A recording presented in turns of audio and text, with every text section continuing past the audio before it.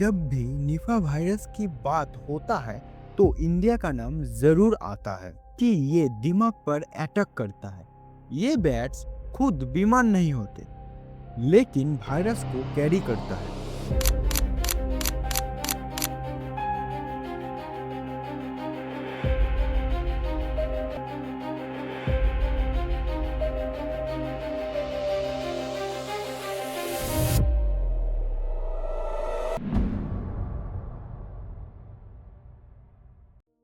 Hello दोस्तों, आज हम डिकोड करने वाले हैं निपा वायरस के बारे में।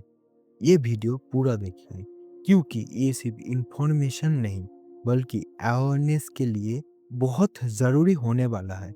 और अगर आप ऐसे ही रिसर्च बेस्ड वीडियो देखना चाहते हो तो चैनल को सब्सक्राइब जरूर से करो।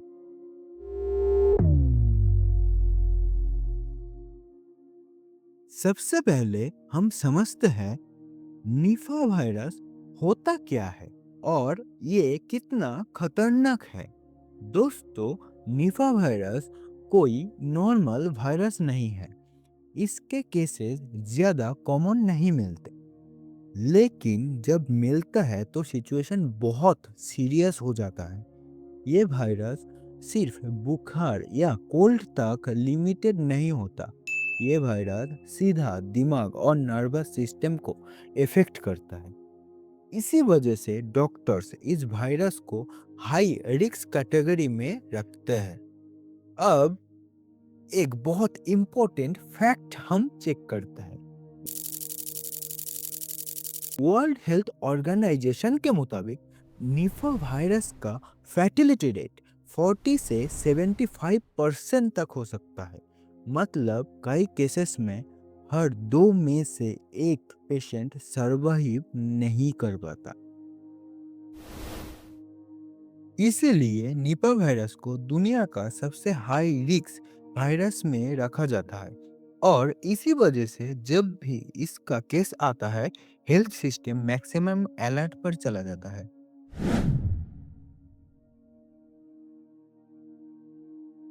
अब बात करते हैं निफा वायरस के ओरिजिन की, यानी ये वायरस आता कहाँ से है। निफा वायरस एक जूनोटिक वायरस है। जूनोटिक का मतलब होता है ऐसा वायरस जो पहले जानवरों में होता है और फिर इंसान तक पहुंच जाता है। इस वायरस का सबसे डेंजरस पार्ट ये है कि ये दिमाग पर अटैक करता है। इसी वजह से पेशेंट को बेहोशी, ब्रेन स्वेलिंग और कभी-कभी कोमा तक हो सकता है। अब सवाल ये है, ये वायरस इंसानों तक आता कहाँ से है। हेल्थ रिसर्च के मुताबिक निफा वायरस का नेचुरल होस्ट होता है फ्रूट बार, जिसे फ्लाइंग फॉक्स भी कहते हैं। ये बैट्स खुद बीमार नहीं होते लेकिन वायरस को कैरी करता है। जब ये बैट्स फ्रूट्स को छूता है और वही फ्रूट्स इंसान खा लेता है, तब इन्फेक्शन का रिस्क बढ़ जाता है। हेल्थ रिकॉर्ड्स के मुताबिक निफा वायरस पहली बार 1998 में मलेशिया में रिपोर्ट हुआ था। मलेशिया का एक गांव का नाम था निफा, जहां से पहला आउटब्रेक सामने आया। और उसी जगह का नाम के बेसिस पे इस वायरस का नाम निफा वायरस रखा गया है।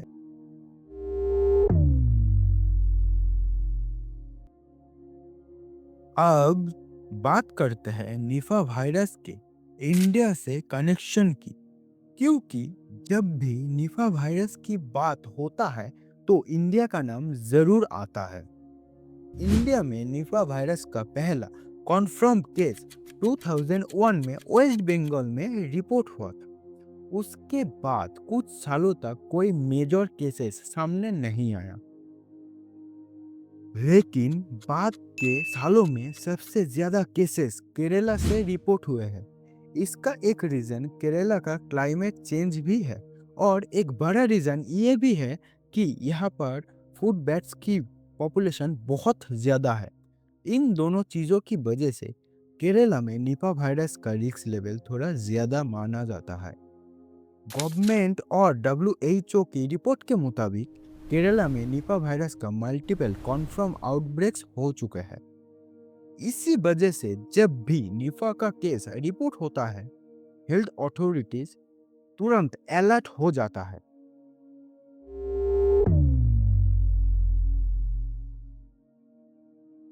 अब आखिरी और सबसे इम्पोर्टेंट चैप्टर, यहाँ हम बात करेंगे निपा वायरस के सिम्टम्स, वैक्सीन की सिचुएशन और हम खुद को कैसे सेफ रख सकते हैं इसके बारे में।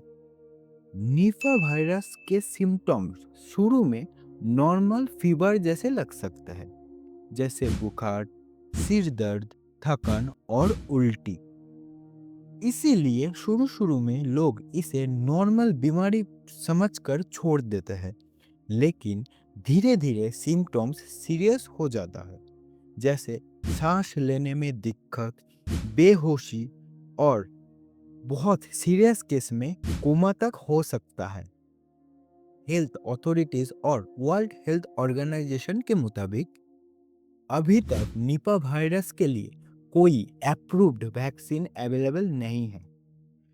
इसी वजह से इस वायरस के केस में ट्रीटमेंट से ज़्यादा प्रिवेंशन पर फोकस किया जाता है। इसलिए निपा वायरस के केस में प्रिवेंशन सबसे इम्पोर्टेंट है। कभी भी गिरे हुए फ्रूट्स मत खाएं। फ्रूट्स को हमेशा अच्छे से धोकर ही खाएं। बैट्स और उनमें रहने वाला जगह से दूर रहे। अगर बुखार हो या कोई अनयूजुअल सिम्टम्स दिखे तो तुरंत डॉक्टर से संपर्क जरूर से कीजिए।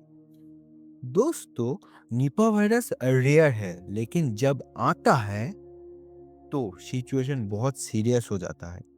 इसलिए अवेयरनेस ही सबसे बड़ी प्रोटेक्शन है। वीडियो को शेयर कीजिए अगर आपको ये वीडियो पसंद आया, और वीडियो के बारे में क्या क्या आपका राय है ये कमेंट में ज़रूर से बताना। और ऐसे ही रिसर्च बेस्ड वीडियो के लिए हमारे चैनल डिकोटिक्स को ज़रूर से आप सब्सक्राइब कर दीजिए।